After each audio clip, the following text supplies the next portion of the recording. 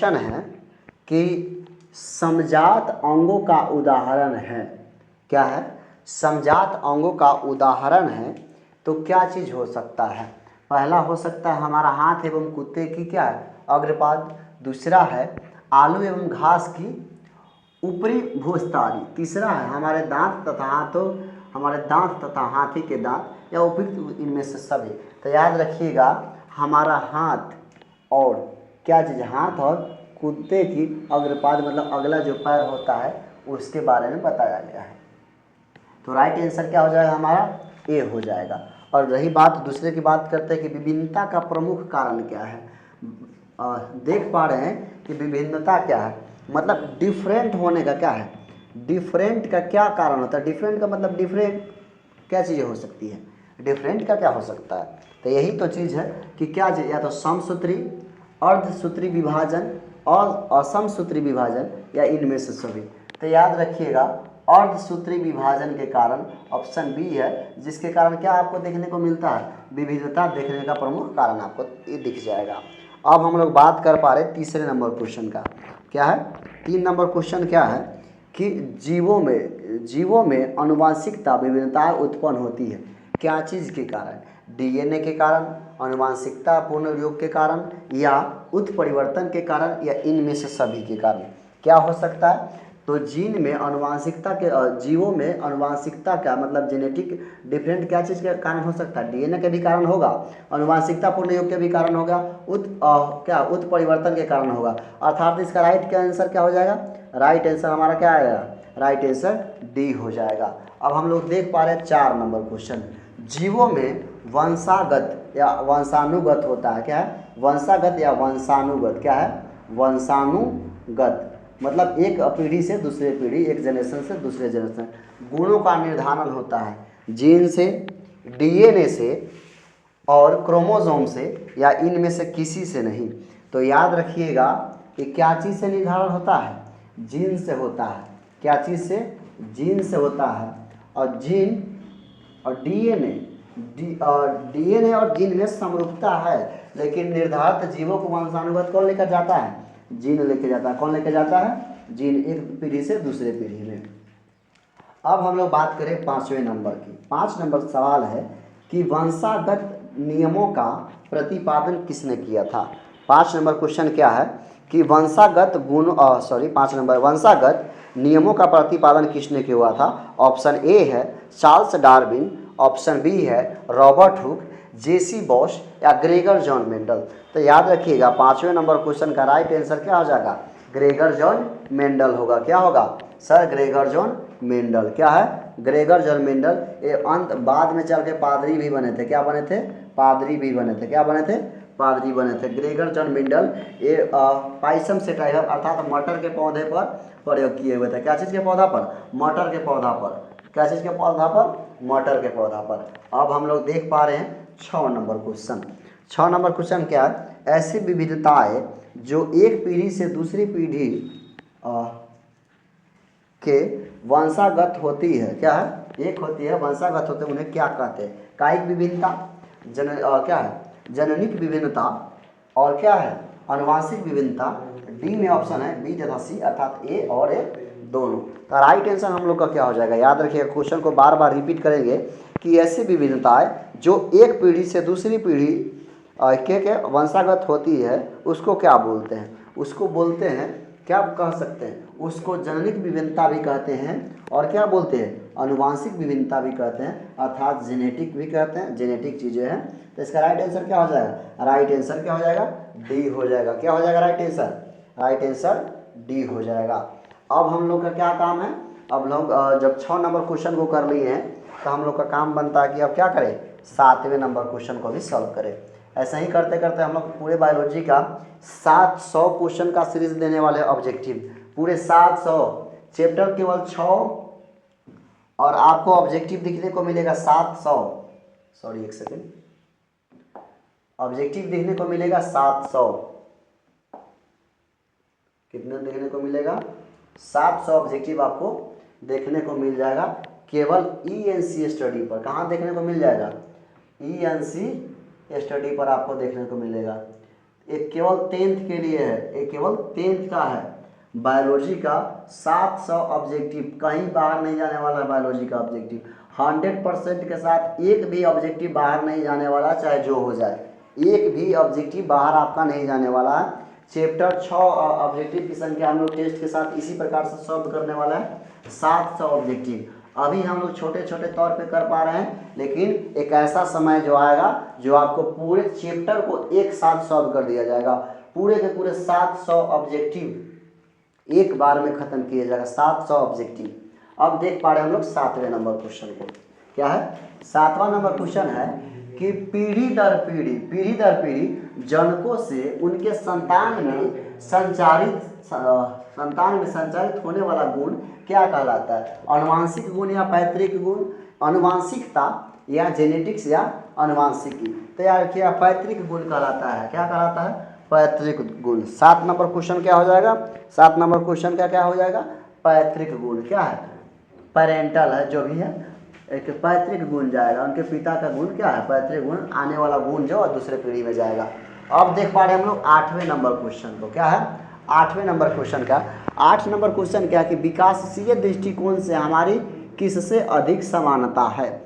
मतलब हम लोग किस से सबसे ज़्यादा समानता है? याद रखिएगा कि विकासीय दृष्टिकोण से हमारी किससे अधिक समानता है? चीन के विद्यार्थी, चिंपैंजी, मकड़ी, जीवाणु। क्या है? तो इतना ज़्यादा आसान ये सब चीज़ें हैं जिसमें कोई थोड़ा भी आप पढ़े होइएगा, चाहे आप शुरू से ही किसी के भी गांव समाज में सुनिएगा कि आदमी की क्या था पहले, वनमानुष अर्थात क्या था? चिंपैंजी का क्या चीज़ का है? समरूप है। किसका दृष्टिकोण से विकासशीय का समरूप है, समानता है? क्या चीज़ के? चिंपैंजी के। अब 9 नंबर सवाल हम लोग देख पा रहे हैं कि 9 नंबर क्या है? आनुवांशिकी जीव विज्ञान की वह शाखा है जिसके अंतर्गत अध्ययन किया जाता है। मतलब क्या चीज़ के अंदर आनुवांशिक का अध्ययन किया जाता है? तो सबसे पहले है जीवाश्म, कायिकी, आनुवांशिकता तथा विभिन्नता या जैव प्रौद्योगिकी। क्या हो जाएगा 9 नंबर का? 9 नंबर के बाद फिर से पढ़ लेंगे कि आनुवांशिकी जीव विज्ञान की वह शाखा है जिसके अंतर्गत अध्ययन किया जाता है। मतलब कौन सा ब्रांच है बायोलॉजी का? क्या चीज़? कौन सा ब्रांच है? किस ब्रांच के अंदर क्या चीज़ का अध्ययन किया जाता है? अनुवांशिक का, जेनेटिक्स का। क्या है? जेनेटिक्स का अध्ययन किया जाता है। किस ब्रांच के अंदर, मतलब किस शाखा के अंदर किया जाता है? तो याद रखिएगा, तो एकदम साफ साफ हम लोग पढ़ पा रहे हैं। चैप्टर ए का नाम जब वही है, अनुवांशिकता तथा विभिन्नता, अर्थात अनुवांशिकता के बारे में इसी में पढ़ा जाएगा। निम्नलिखित में से कौन बौने पौधों को दर्शाता है? क्या चीज़ है? थोड़ा सा 10 नंबर को डिटेलिंग में देख रहे हैं कि कौन सा बौने पौधा को दर्शाता है।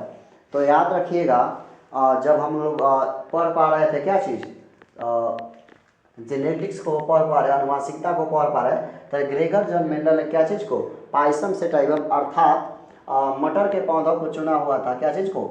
मटर के पौधा में, जिसमें 2 प्रकार से, एक संकुचित था, एक संकुचित नहीं था, एक छोटा था मतलब लंबा था, एक बौना था।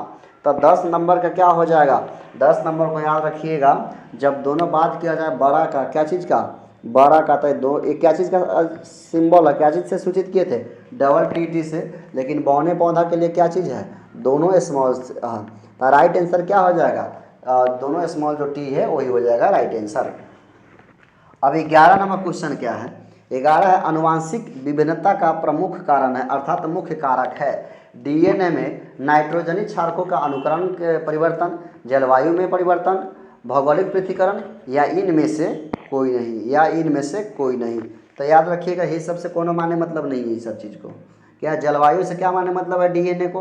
भौतिक गुणों से क्या मतलब है? ऐसा कुछ नहीं है। डीएनए के नाइट्रोजनी कारकों क्षारकों के अनुक्रम में परिवर्तन होना, अर्थात डीएनए के यहाँ पे जीन में परिवर्तन होना। क्या है? जीन में परिवर्तन होना क्या चीज़ का? आनुवांशिक विभिन्नता का मुख्य कारण हमको देखने को मिलेगा। तो हम लोग अभी तक सॉल्व कर लिए हैं 11 तक। हम लोग कितना सॉल्व कर लिए हैं? 11 तक। अब हम लोग सॉल्व करेंगे 11 के बाद। क्या है? 11 के बाद। 11 के बाद क्वेश्चन है 12 नंबर। कितने नंबर क्वेश्चन है? 12 नंबर। तो 12 नंबर में है कि डैश को छोड़कर, क्या है? डैश को छोड़कर 2 मनुष्य मूलभूत संरचनाएं में पूर्ण रूप में एक जैसे नहीं हैं।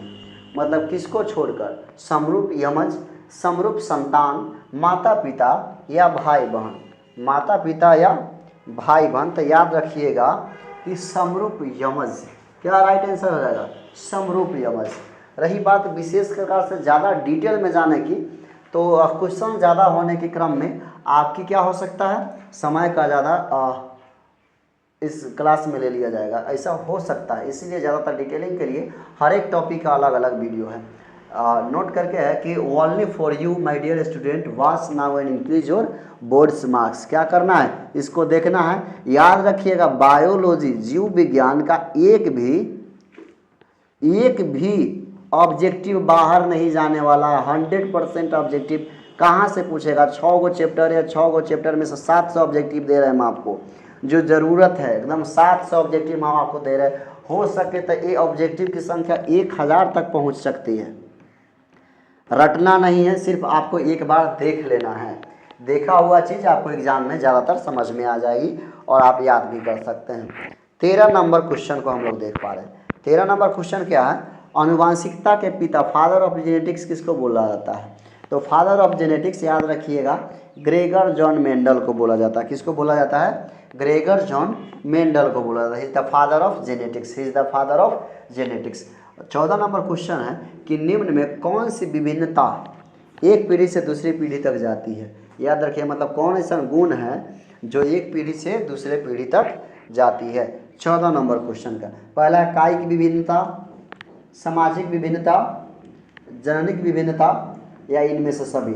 तो याद रखिएगा तो सभी आए या ना आए, सभी गुण एक जैसा हो चाहे ना हो, जरूरी थोड़ा कि आपके पिताजी जिस प्रकार से है उसी प्रकार से आप समाज में पेश आइएगा। या कायिक विभिन्नता ऐसे भी नहीं है या सभी नहीं, लेकिन हाँ जननिक विभिन्नता जेनेटिक डिफरेंस क्या आ जाएगा, क्या है जेनेटिक डिफरेंस आपको देखने को मिल सकता है। क्या है जेनेटिक डिफरेंस देखने को मिल सकता है। अब देख पा रहे हैं हम लोग 15 नंबर क्वेश्चन। 15 नंबर क्वेश्चन में क्या है कि जननिक विभिन्नता का मुख्य कारण है, मतलब काहे है, मतलब किस कारण से क्या होता है विभिन्नता है, क्या चीज़ में, जननिक में। कोशिका विभाजन से, अनुवांशिक प्रयोग से, डीएनए का निर्माण से या इनमें से कोई नहीं। क्या हो सकता है बताइए, यह अनुवांशिक पुनर्निर्माण से। क्या चीज़ है, अनुवांशिक जेनेटिक्स का रीजनरेशन, जेनेटिक्स रीजनरेशन रिफॉर्मेशन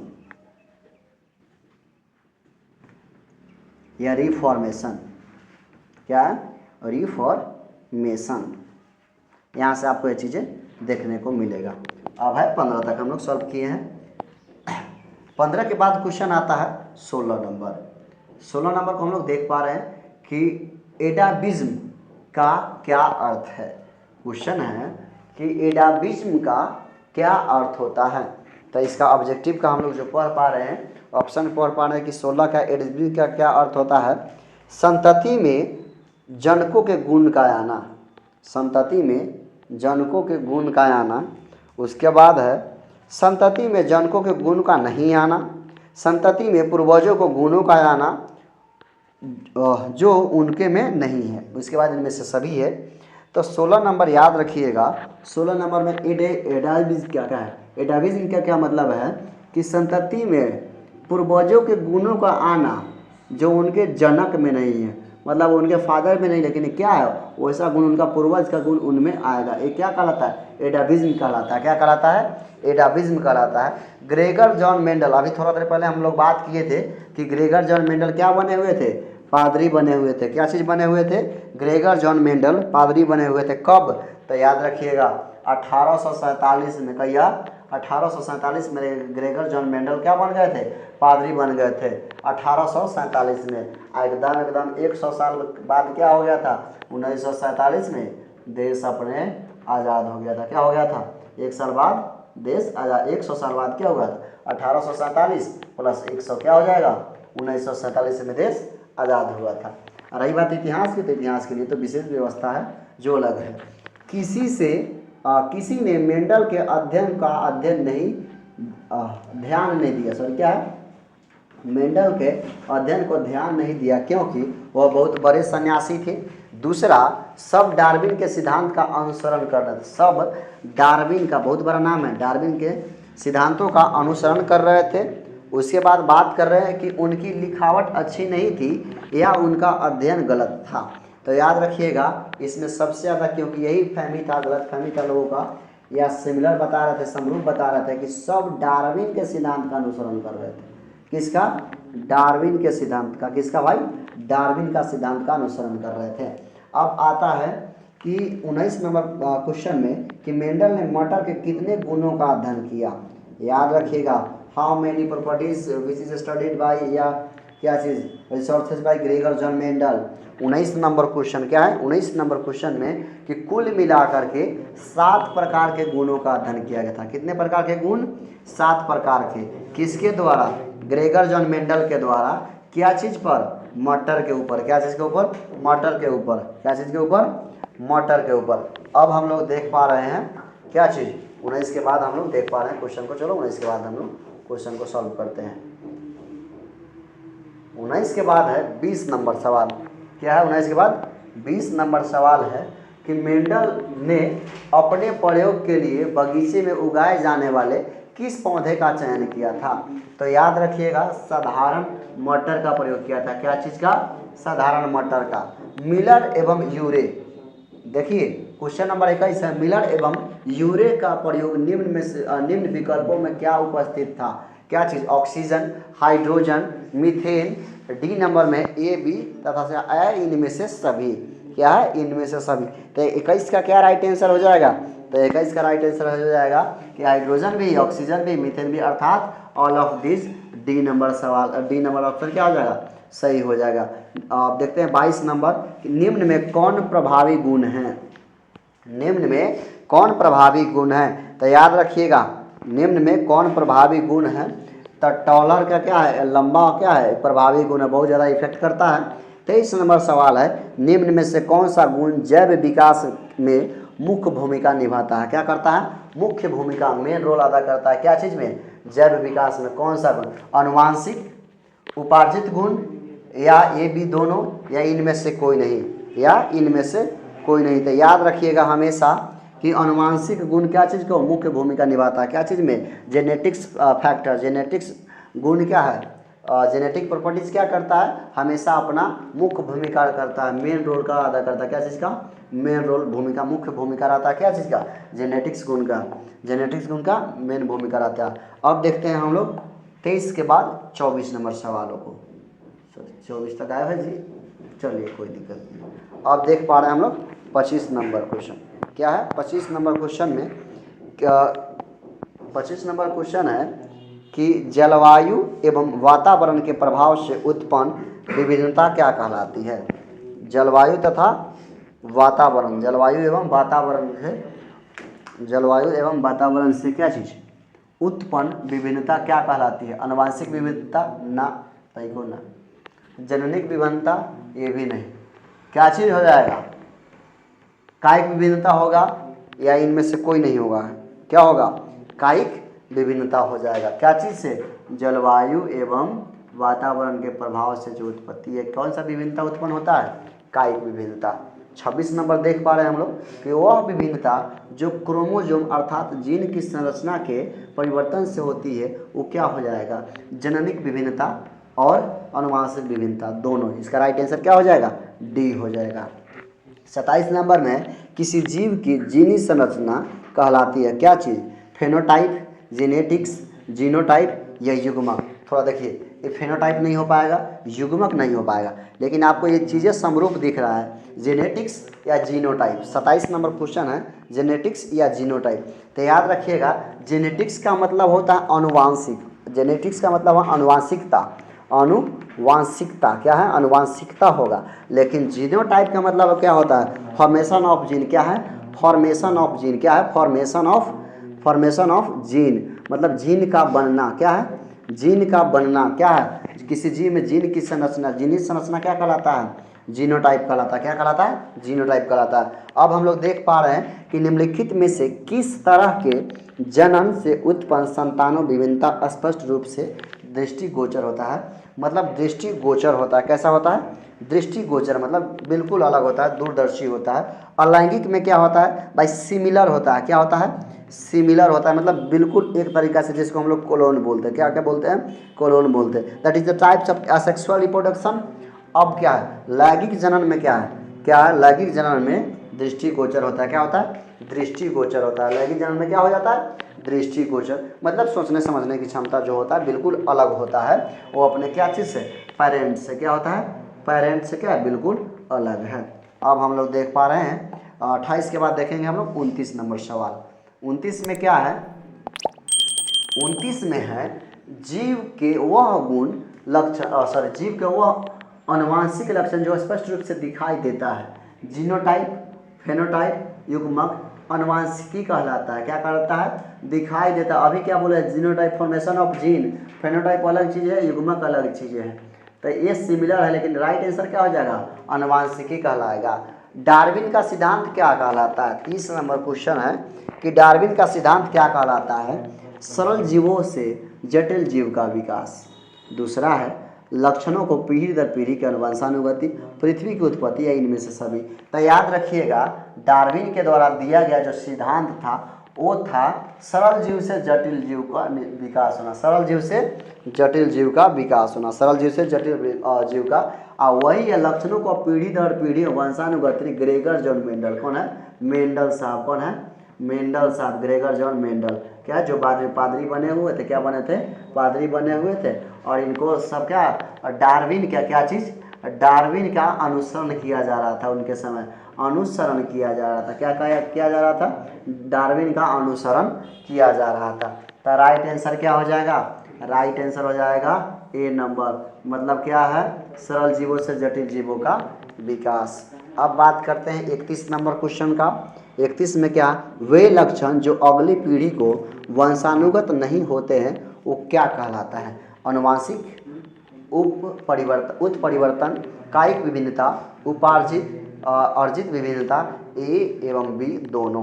क्या होगा 31 नंबर क्वेश्चन का? 31 नंबर का क्या हो जाता है? जो पीढ़ी दर पीढ़ी नहीं होता, अगले पीढ़ी में वंशानुगत नहीं होता है, एक कायिक विभिन्नता और उपार्जित नहीं होता है। क्या होता है? उपार्जित नहीं होता। यही चीज़ें आपको देखने को मिल रहा है। अब देखते हैं 32 नंबर सवाल। क्या है? 32 नंबर सवाल क्या है? वह जीव, जो जीव अपने आप को परिस्थितियों के अनुसार परिवर्तित कर पाते हैं वे ही जीवित रह पाते हैं। प्रकृति की यह घटना क्या कहलाती है?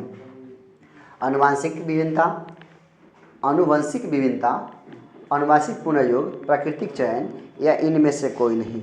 या इनमें से कोई नहीं। तो याद रखिएगा, इससे कोनो जेनेटिक्स से कोई लेना देना नहीं है। वो प्राकृतिक चयन। क्या है? प्राकृतिक चयन। अब प्राकृतिक चयन में समझते हैं सबसे पहले इस बात को। क्वेश्चन अपने आप को परिस्थिति के अनुसार, जैसे कि मेढक है, फ्रॉग है। क्या है? फ्रॉग है। ये अपने आप को परिस्थिति के हिसाब से बदलते रहता है। ठंडे जल में भी रह जाएगा, गर्म जल में भी रह जाता है, मिट्टी के अंदर भी रह जाता है। क्या होता है? मिट्टी के अंदर भी रह जाता है। पेड़ पौधा पर भी आपको देखने को मिलेगा। गांव समाज में, गांव में, जंगलों में मिलेगा। पेड़ पे आपको देखने को भी मिलेगा। घर में भी देखने को ये चीज़ें मिल जाती हैं। तो ये क्या करता है? प्रकृति के अनुसार बदलता है। प्राकृतिक चयन कहलाता है। क्या है? प्राकृतिक चयन का उदाहरण है। अब बात करते हैं 33 नंबर सवाल। क्या है? 33 नंबर सवाल कि किसने बताया कि जीवों की उत्पत्ति पृथ्वी पर उपस्थित सरल अकार्बनिक अणुओं से हुआ है? क्या चीज़ से हुआ है?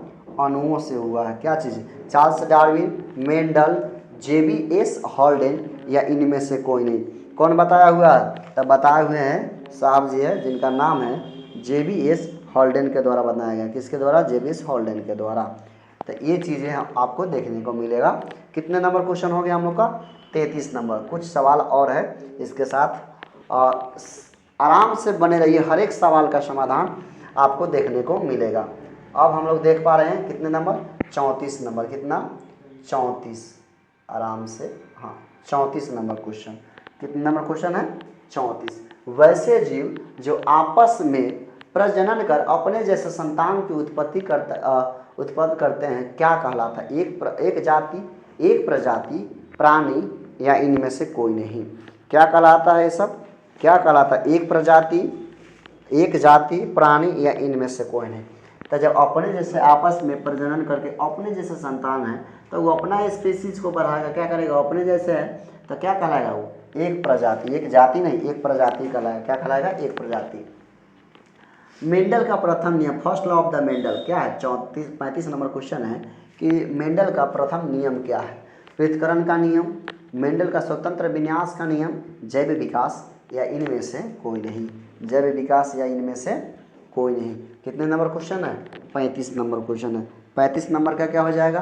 पृथक्करण का नियम। क्या है? पृथक्करण का नियम। मेंडल का जितने भी नियम है सबको हम लोग देख लिए हैं। 36 नंबर है, मानव विकास के अध्ययन के साधन क्या है? मानव विकास के अध्ययन का साधन क्या है? उत्खनन, समय निर्धारण, जीवाश्म अध्ययन एवं डीएनए निर्धारण या इनमें से सभी। 26 का क्या राइट आंसर हो जाएगा? मानव विकास के अध्ययन का साधन सबसे पहले इसमें से कथी है? सभी है। राइट आंसर क्या हो जाएगा? डी। क्या हो जाएगा? राइट आंसर डी हो जाएगा। अब हम लोग देखेंगे 37 नंबर क्वेश्चन। कितना नंबर? 37 नंबर क्वेश्चन को हम लोग देख पा रहे हैं। क्या है 37 नंबर क्वेश्चन? उसको भी, जीवन की उत्पत्ति किससे हुई है? मतलब क्या चीज़ से जीवन बना है? और वह कहानी हो गया, पहले अंडा आया था कि मुर्गी आया था। जीवन की उत्पत्ति किससे हुई है? अजैव पदार्थों से, प्रोटोप्लाज्म से, ए एवं बी दोनों से या इनमें से कोई नहीं। क्या चीज़ से हुआ है? याद रखिएगा 37 नंबर सवाल है। क्या चीज़ है? 37 नंबर सवाल है। क्या चीज़ से हुआ है बताइए जल्दी। 37 नंबर है अजैव। पहले ही बताए थे क्या चीज़? डार्विन का अभी थोड़ा देर पहले बताए हैं, वही चीज़ें आपको सामने देखने को मिल पा रहा है, जिनका नाम आपके बीच में ही लिया गया है। क्या नाम है उनका? अभी एक नाम आया है आप सभी के बीच में, JBS हॉल्डेन। क्या है? JBS हॉल्डेन के द्वारा क्या बोले थे कि सब क्या है? अकार्बनिक चीज़ से बना हुआ है। क्या है? अकार्बनिक चीज़ से रूप से बना हुआ है। आप देखिए 38 नंबर। क्या है? 38 नंबर क्वेश्चन। क्या है 38 नंबर क्वेश्चन? प्राकृतिक वर्ण द्वारा जैव विकास का सिद्धांत किसने दिया था? कौन दिया हुआ था जैव विकास का सिद्धांत? तो मेंडल, लैमार्क, डार्विन या इनमें से कोई नहीं। याद रखिएगा प्राकृतिक वर्ण की बात किया जा रहा है। किसका बात किया जा रहा है? प्राकृतिक वर्ण का। तो 38 में क्या हो जाएगा? 38 का डी, डार्विन के द्वारा ही दिया गया था। ये जेनेटिक्स के बारे में बोले। क्या चीज़ के बारे में? जेनेटिक्स, नेचुरल के बारे में बोले थे। 39 नंबर में है, जीव की उत्पत्ति से पहले पृथ्वी का वातावरण कैसा था? उपचायक, औपचायक, ए एवं बी दोनों या इनमें से कोई नहीं। ए एवं बी दोनों या इनमें से कोई नहीं। 39 का क्या राइट आंसर हो जाएगा? औपचायक था। कैसा था? औपचायक था। अब देखेंगे 40 नंबर सवाल। मेंडल के एक संकरण में एफ का लक्षण प्रारूपी अर्थात देखिए फेनोटाइप अभी आया है, अनुपात क्या था? एक संकरण और एफ का लक्षण प्रारूपी क्या चीज़ है? 3:1, 1:2:1, 9:3:3:1। राइट आंसर क्या हो जाएगा? सी हो जाएगा। राइट आंसर क्या हो जाएगा? सी हो जाएगा। अब हम लोग देख पा रहे हैं 41 नंबर, सॉरी 40 नंबर का क्या हो जाएगा? ए हो जाएगा। 40 का क्या हो जाएगा राइट आंसर? 3:1। क्या हो जाएगा? 3:1 हो जाएगा राइट आंसर। अब देखिए 41 नंबर सवाल। क्या कर पा रहे हैं हम लोग? 41 नंबर सवाल को देखिए।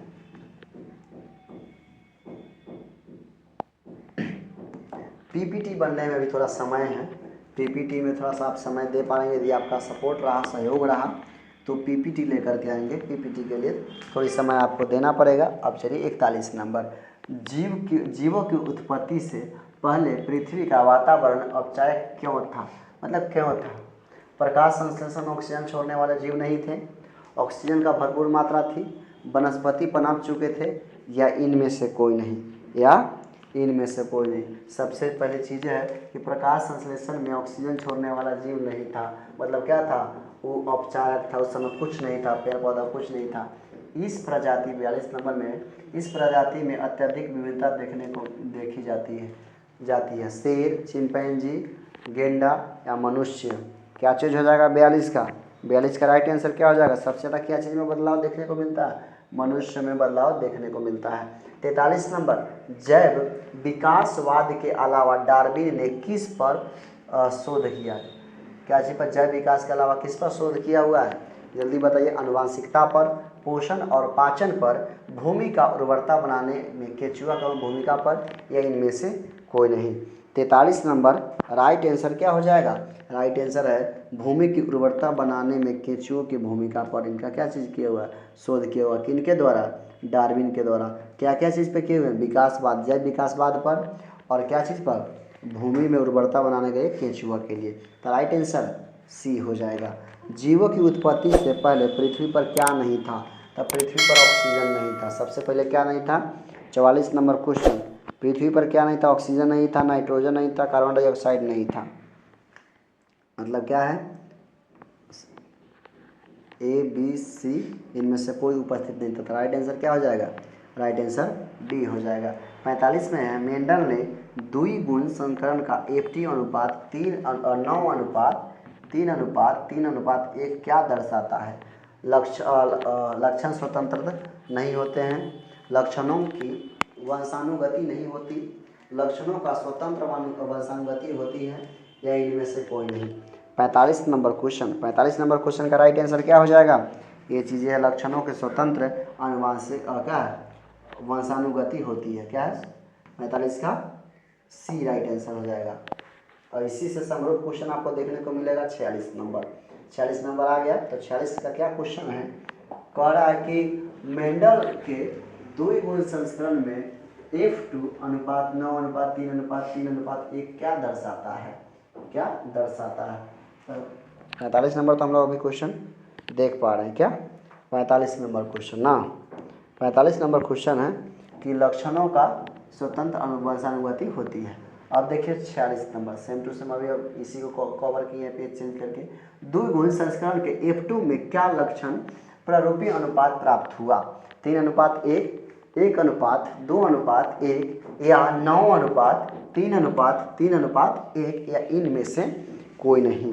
तो याद रखिएगा 46 का 9:3:3:1 इसी को यही पाया गया अनुपात। क्या चीज़ प्राप्त हुआ? ये चीज़ें।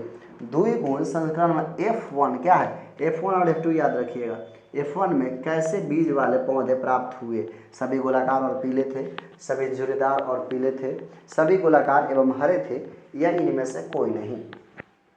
47 का राइट आंसर हो जाएगा कि सभी गोलाकार कैसा था? गोलाकार और पीला था। कैसा था?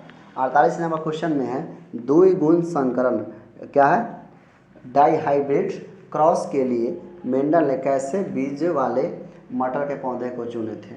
गोलाकार और पीले बीज वाले, गोलाकार और हरे, झुर्रीदार और हरे, या ए एवं सी दोनों? ए एवं सी दोनों। देखिए क्या आंसर हो जाएगा 48 नंबर क्वेश्चन का। क्वेश्चन को क्या चुने हुए थे? गोलाकार और पीला चुना हुआ था, झुर्रीदार और हरा के चुना हुआ था। राइट आंसर क्या हो जाएगा? डी हो जाएगा। कैपिटल मतलब दोनों को समझिए क्या है। डबल टी और कैपिटल टी और स्मॉल टी दोनों ही लंबे पौधे हैं, फिर भी इनमें भिन्नता क्यों है? टी शुद्ध और ये अशुद्ध है, ये दोनों अशुद्ध है, और ये क्या है? शुद्ध है। कैपिटल टी और कैपिटल टी स्मॉल टी दोनों शुद्ध है, कैपिटल टी और स्मॉल टी दोनों क्या है? अशुद्ध है। तो इसका राइट आंसर क्या हो जाएगा? तो इसका राइट आंसर हो जाएगा कि कैपिटल टी और कैपिटल टी अर्थात कैपिटल पौधा क्या है? शुद्ध है। एगो कैपिटल से एगो स्मॉल यहाँ पर मिला हुआ है, फिर भी यही कारण है। 49 नंबर का राइट आंसर ये हो जाएगा।